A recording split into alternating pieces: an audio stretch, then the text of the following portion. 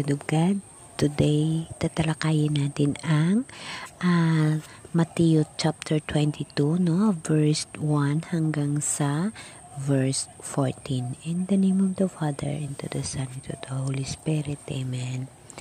Lord, thank you sa araw na ito na ibinigay mo sa akin at binigyan mo ako ng lakas upang magkaroon ako ng pag-uunawa ayon sa aking nababasa sa Biblia at aking ibinabahagi sa aking mga kapatid sa pamaraan sa video na ito.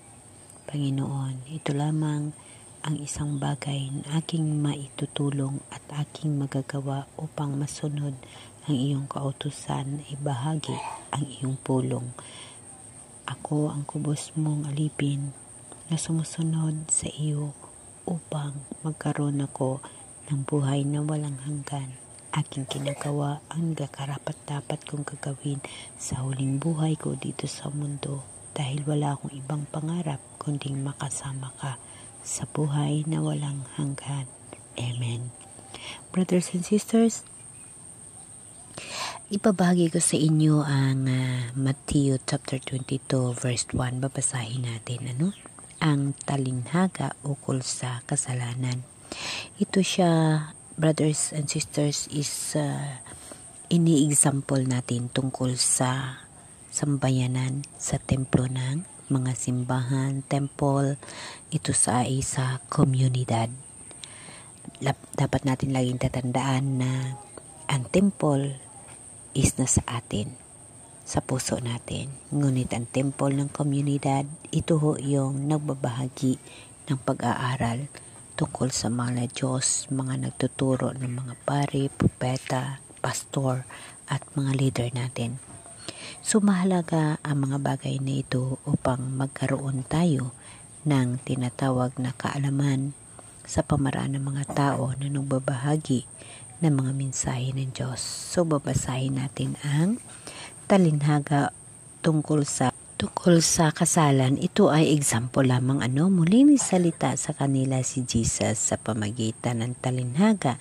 Sinabi niya, ang paghahari ng Diyos ay katulad nito. Naghandog ang isang piging ang isang hari sa kasal sa kanyang anak na lalaki. Sinugo niya ang kanyang mga alipin upang tawagin ang mga inanyayahanan, ngunit ayaw nilang dumalo.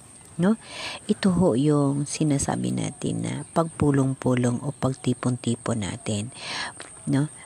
Muli siyang nagsugo ng ibang mga alipin at kanyang pinagbilinan. Sabihin ninyo sa mga inanyahanan na handa ko na ang aking piging.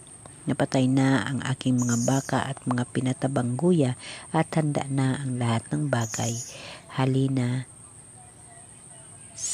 sa piging, ngunit hindi ito pinansin ng mga inanyahanan. Humayo sila sa kanilang lakad, sila'y sa kanyang bukid, kanyang mga pananim, at ang iba naman ay pumupunta sa kanya-kanyang mga pupuntahan. Ganun ang pangyayari sa buhay natin sa mundo, brothers and sisters.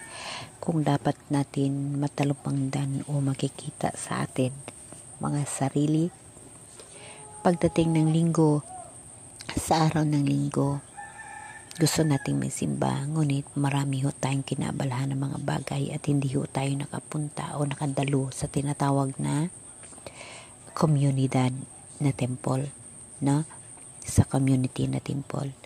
Dapat natin lagi alalahanin na iba ang community na templo ng Diyos at ang templo ng Diyos sa mga puso natin.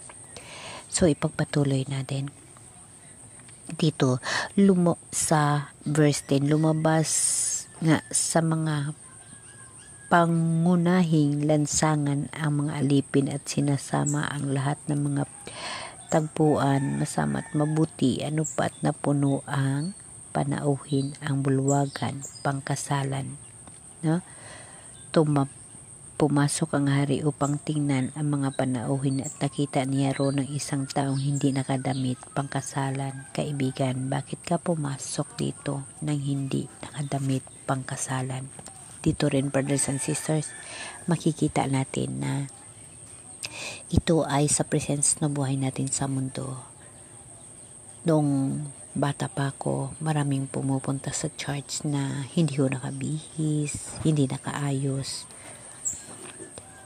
Ngunit iyon ay nakakapasok sa church. Pero sa ngayong panahon, makikita natin pag makapunta tayo sa church ay nakabihis na. Yes, dapat natin gagawin yung ganun dahil sa pagkatawhano na buhay, mag-araho tayo. Pumupunta tayo sa kung saan saan party, kung saan saan tayo dumadalo, mag-araho yung ating pananamit. So, dapat sa pagpunta natin sa community ng Diyos, sa templo ng Diyos, kailangan nating umayos ang sarili natin kasi Diyos ang kasama natin. No? Diyos ang ating kasama. So, rerespetuhin natin ang ating pananamit, ang ating sarili. At dito nakasaad sa makatuwid ang nakasulat dito sa Mateo chapter 22 verse 1 hanggang sa 14 kung inyo'y makikita at inyo'y mababasa. Mga kapatid, pag mayroon kayong mga Bible, ito yung mga example na bilang tawhano na buhay sa pagdating ng templo ng komunidad every Sunday. No? Minsan, hindi ho tayo makapunta dahil marami ho tayong alibay sa buhay. Marami ho tayong mga ginagawa sa buhay. No? Nakakalimutan na natin ang ating obligasyon sa mahal na Diyos. Ito ho ay reminders lamang sa atin. No? Kaya ko, sa reflection sa sarili ko, no, ilang Sunday, hindi na ako nakasimba. Kasi maraming mga dahilan, hinihingian ko yun ang tawad sa mahal na Diyos. Na humingi ako ng tawad sa mahal na Diyos.